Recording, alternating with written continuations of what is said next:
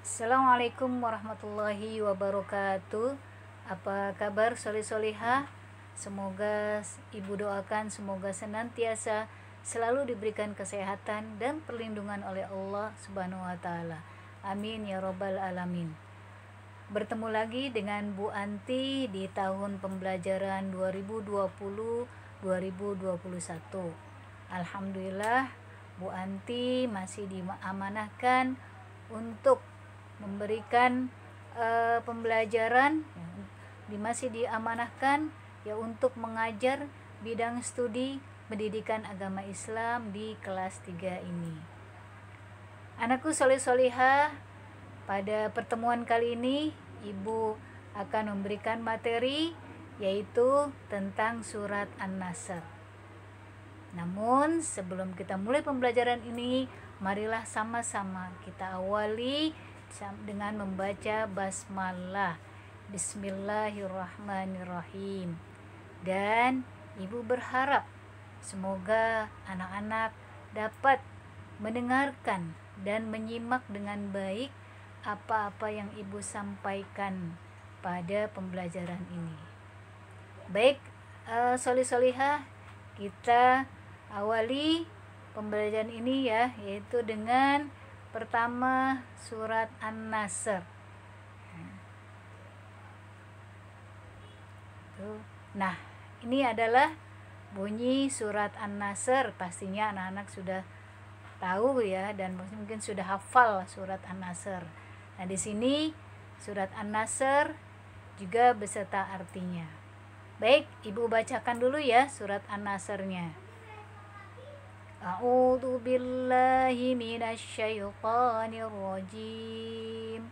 Bismillahirrahmanirrahim. Idza jaa nasrullahi wal fath. Yang artinya apabila telah datang pertolongan Allah dan kemenangan. Ayat 2-nya apa? Wa ra'aitan nasa yadkhuluna fi dinillahi afwaja. Dan kau lihat manusia berbondong-bondong masuk ke dalam agama Allah. Ayat 3, fasabbih bihamdi rabbika wastaghfir innahu kana tawwaba. Artinya, maka bertasbihlah dengan memuji Tuhanmu dan memohonlah ampunan kepadanya, sungguh Dia Maha Penerima Taubat. Nah, itulah bunyi atau bacaan surat An-Nasr.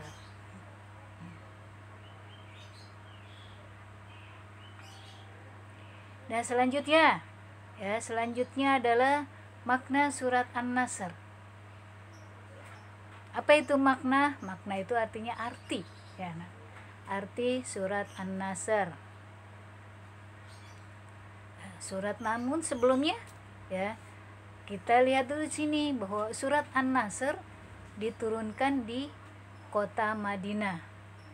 Maka surat ini masuk ke dalam kelompok surat Madaniyah. Begitu pula ada juga surat-surat yang diturunkan di kota Mekah. Maka dia termasuk dalam kelompok surat-surat Makkiyah. Kenapa surat An-Nasr ini diturunkan? Surat An-Nasr ini diturunkan sebabnya apa? Berkaitan dengan peristiwa Fathu Mekah. Anak-anak tahu apa itu Fathu Mekah? Fathu Mekah adalah pembebasan kota Mekah. Pada saat itu terjadi pada tahun 630 Masehi atau bertepatan dengan tanggal 10 Ramadan tahun 8 Hijriah di mana Rasulullah SAW beserta pasukannya 10.000 pasukannya datang menuju dari Madinah menuju Mekah menuju Mekah untuk apa? Untuk membebaskan untuk menguasai kota Mekah. Dan alhamdulillah dengan izin Allah, dengan pertolongan Allah, Rasulullah bersama pasukannya berhasil menguasai kota Mekah tanpa pertumpahan darah, tanpa setetes darah pun ya yang keluar. Jadi bahkan Rasulullah ya menghancurkan berhala-berhala ya yang ada di sekitar Ka'bah pada saat itu. Ya, jadi itulah sebab turunnya surat An-Nasr. Nah, surat An-Nasr terdiri dari 3 ayat. Adapun An-Nasr itu sendiri artinya adalah pertolongan. Nah, selanjutnya adalah pesan-pesan yang terdapat dalam surat An-Nasr. Ya, pesan-pesan atau kandungan terdapat surat An-Nasr. Apa itu? 1. Ya, janji Allah Subhanahu wa taala akan datang dan Islam akan mendapat kemenangan. Jadi janji Allah itu pasti. Ya. Allah akan menepati janjinya. Ya. Apa itu janjinya? Bahwa Islam itu akan menang. Islam akan mendapatkan kemenangan. Yang kedua, dalam surat An-Nasr itu Allah berpesan apa? Agar kita selalu bertasbih. Apa itu bertasbih? Bertasbih itu dengan mengucapkan subhanallah dan bertahmid dengan mengucapkan alhamdulillah dan memohon ampunan kepada Allah dengan mengucapkan astagfirullah. Itu pesan dalam surat An-Nasr yang kedua. Ketika kita melakukan kesalahan ya, maka kita diperintahkan oleh Allah untuk beristighfar, memohon ampun. Misalnya anak-anak lalai dalam mengerjakan sholat 5 waktu ya, maka kita minta ampun sama Allah dengan mengucapkan istighfar. Atau bersalah ya, bersalah sama ayah bundanya, maka saat itulah anak-anak mengucapkan istighfar, mohon ampun kepada Allah ya. Atau anak-anak berbuat hal yang lain ya, seperti yang tidak disukai Allah. Misalkan anak-anak berantem sama temennya atau sama adiknya, maka ketika saat itu maka anak-anak segeralah untuk beristighfar, mohon ampun kepada Allah ya. Dan juga ketika misal kita ya mendapatkan kesenangan ya, mendapatkan kegembiraan, maka kita juga selalu memuji Allah ya dengan mengucapkan alhamdulillah. Itu. Nah, yang ketiga, apa pesan yang ketiga? Kemenangan dan kesuksesan adalah anugerah dari Allah yang patut kita syukuri. Bahwa sungguhnya ketika anak-anak mendapatkan prestasi, meraih prestasi, misalnya anak-anak berhasil kemarin di wisuda, mengikuti wisuda tahfiz ya, mengikuti wisuda Quran. Anak-anak berhasil menghafal ya juz 30. Anak-anak kemudian hatam juz 28-nya dan seterusnya. Itu semata-mata adalah adalah karena anugerah dari Allah. Jadi kita nggak boleh sombong ya. Kita nggak boleh sombong bahwa semua itu adalah usaha dari kita sendiri. Kan karena saya menghafal, karena saya rajin belajar, maka ketika saya dapat nilai yang bagus, atau ketika saya kemudian bisa menghafal, itu karena usaha saya. Tidak, itu adalah semata-mata anugerah Allah ya. Kita bisa menghafal, bisa cepat lancar dalam menghafal, kita bisa mendapatkan nilai yang baik atau mendapatkan prestasi. Itu semuanya adalah anugerah dari Allah yang kita harus syukuri. Jadi tidak boleh sombong ya, anak-anak solih-solihah. Dan yang keempat, apalagi yang keempat, kita harus peduli ya, harus peduli sebagai pengamalan dari sifat Allah yang Maha Penolong.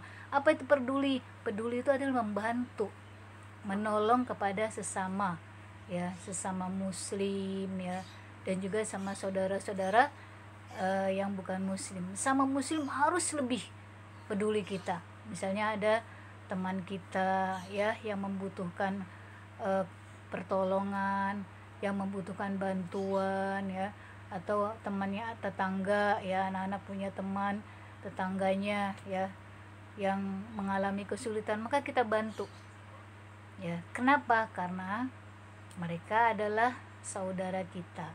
Dalam sebuah hadis dikatakan al muslimu akhul muslim, orang muslim dengan yang muslim lainnya adalah bersaudara, maka kita harus saling tolong menolong, ya.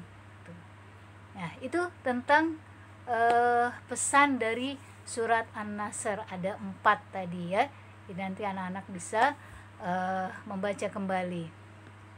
Lalu selanjutnya adalah, nah, anak-anak, tadi kita sudah membaca surat An-Nasr ayat 1-3. Anak-anak sudah bisa membacanya? Sudah hafal? Nah, sekarang Ibu akan memberikan tentang mengenal tanda harokat. Apa itu tanda harokat? Harokat adalah tanda baca. Kenapa harus ada tanda baca? Kenapa Al-Quran harus ada tanda bacanya? Agar kita benar dalam membaca Al-Quran, tidak salah, ya. Jadi harus kita dalam apalagi membaca Al-Quran harus benar sesuai dengan ketentuan-ketentuan dalam membaca Al-Quran. Nah, tanda harokat itu ada banyak. Di antaranya anak-anak bisa lihat di sini. Ada yang disebut dengan fathah. Apa itu fathah? Itu, ya, garis atas. Ya, kemudian ada kasroh. Kasroh itu garis bawah.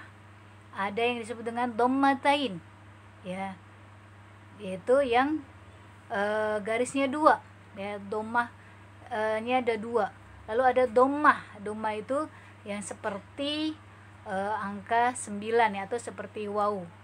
Lalu ada tanwin. Tanwin itu adalah garis 2 di atas.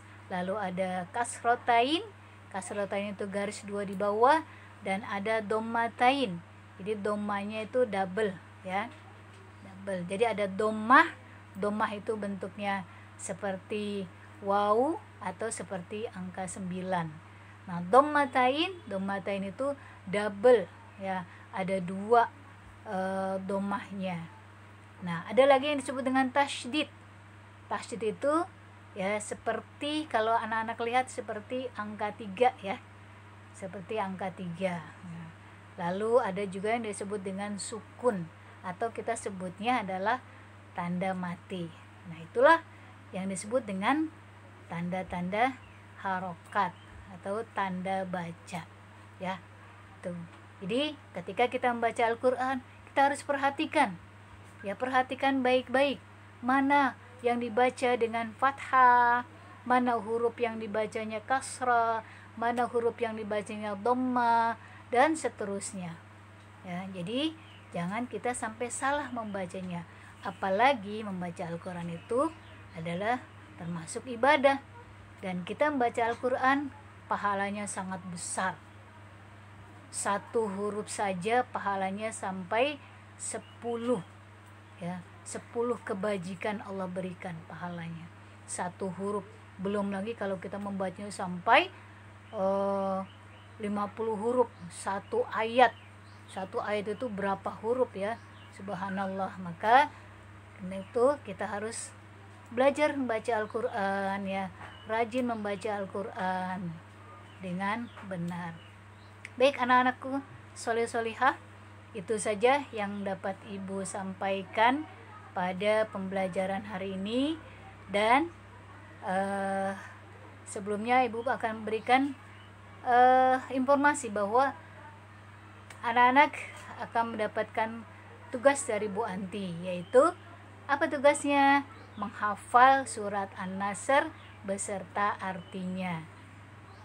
Kapan menghafalnya? Nah, untuk ini adalah tugas untuk 2 minggu ke depan, ya nak, ya, bukan minggu ini tapi 2 minggu ke depan. Agar apa? Agar anak-anak lebih lancar menghafalkannya, agar lebih bagus lagi anak-anak menghafalnya ya. Jadi ibu berikan tugas menghafal surat An-Nasr beserta artinya ya. Lalu tugas yang kedua adalah anak silakan kerjakan latihan yang ada di buku PAI anak-anak ya. Di buku PAI anak-anak itu ada di halaman 15 ya, di halaman 15 ya, sampai seterusnya ya, dan halaman 15 sampai terakhir ya. Jadi halaman berulang ini halaman 15 sampai dengan 17 ya. Itu saja anak-anak yang dapat ibu sampaikan ya. Apabila ada kesalahan ya, ibu mohon maaf yang sebesar-besarnya. Ibu akhiri, alhamdulillahirabbil alamin.